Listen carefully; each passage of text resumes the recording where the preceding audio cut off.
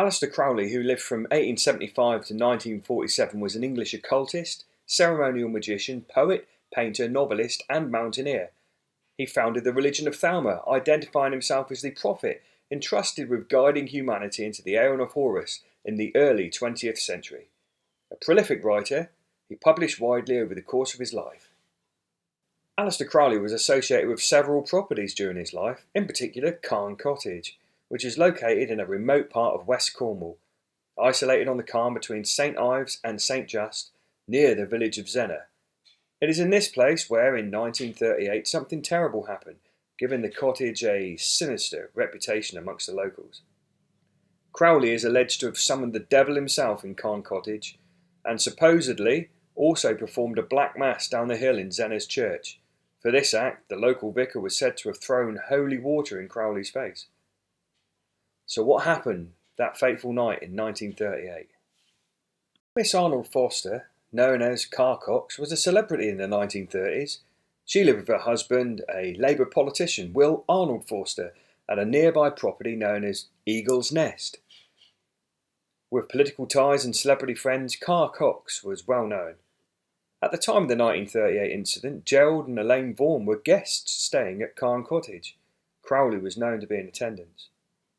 On the evening of May the 21st, 1938, there was a panicked knock on the door of Eagle's Nest, and Carcox was asked to go up the hill to Carn Cottage, because the Vaughans were deeply concerned, terrified about what was happening up there. Various reports were that it was a sick person or haunting or a satanic ritual was taking place in or about the cottage involving Aleister Crowley himself. It's not exactly clear what happened that night, but by the end of it, Carcox was dead and Gerald Vaughan had gone quite mad and was committed to Bodmin Mental Asylum. To understand what happened that night will require an open mind. Now, it might just be ritual psychology that went on, but I must warn you, the account I'm going to tell you about is going to sound a little odd. Research into Crowley and what he'd been attempting to achieve reveals ritual contact with beings from what's commonly known as the spirit world. Ritualists of many religions are known to conjure from the spirit realm, and Aleister Crowley was known to use protracted, complex ritual to summon demons. Call them what you will, demons, angels, genies, fairies, aliens, interdimensional beings. It was intelligence other than human that Crowley's ritual aimed to open a gateway or portal to. Crowley have been using powerful ritual energy in an attempt to open an interdimensional gateway in the hope of summoning and communicating with these creatures. It's reported that what he summoned was 8 to 12 feet tall with horns and huge wings. Sound familiar? This could be the root of the rumour that Crowley summoned the devil himself at Zennor, a story that is still very well known even today.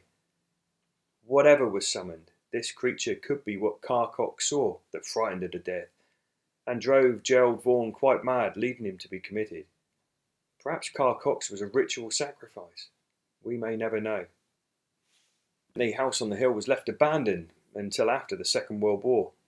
Since 1945, Carn Cottage has passed through several hands over the years with little or no effects to its residents, but there have been a number of strange events recorded.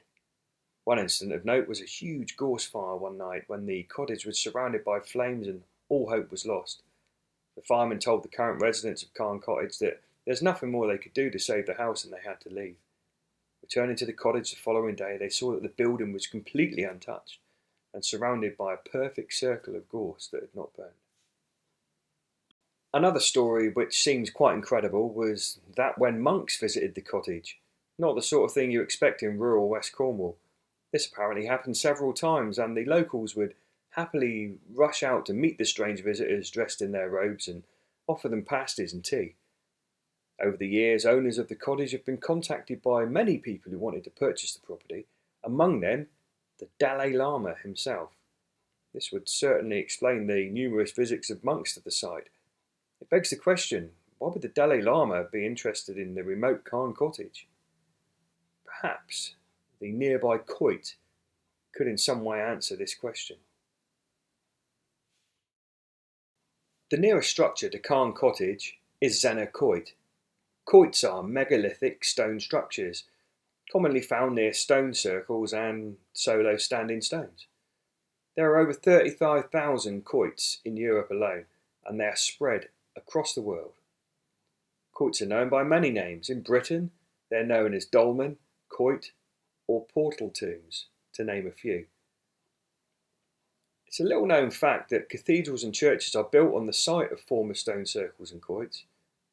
These places have for millennia, and way before Christianity, held great spiritual significance. They are generally positioned on ley lines or the intersection of such lines. Sorry, I know, I put my hands up, it's got a bit weird again, but the fact is, ley lines are not make-believe.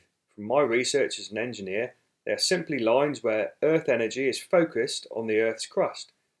Remember, there's much we cannot see that does actually exist, electromagnetic energy being an example.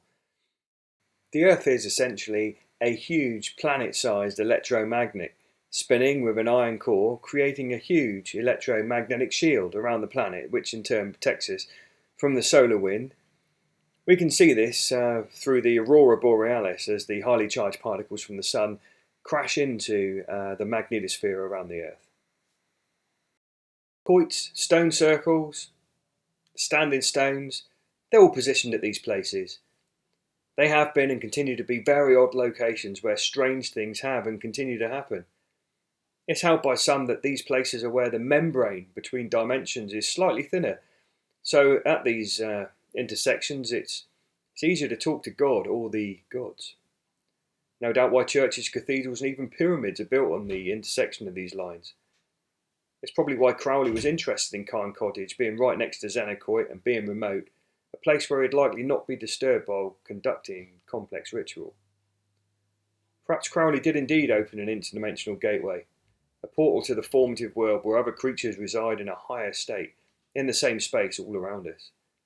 If you don't get higher dimensions, you should first watch Carl Sagan's Flatland video. It really makes it simple. I'll post a link to that below.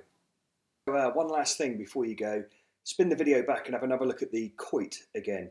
I've had several people commenting on the video and contacting me who have seen it, saying that they can see faces carved into the granite.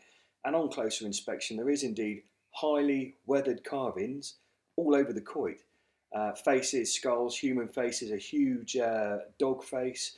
There's a lady on the end of a stone, which turns into a knight holding a sword at a different angle, and there appears to be two large knights fighting with swords on the back of one of the main casing stones.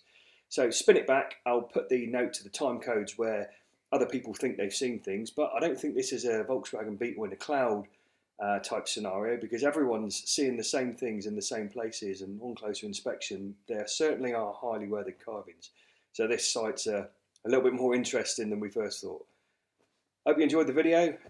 Please subscribe, like and share as you see fit. Thank you very much.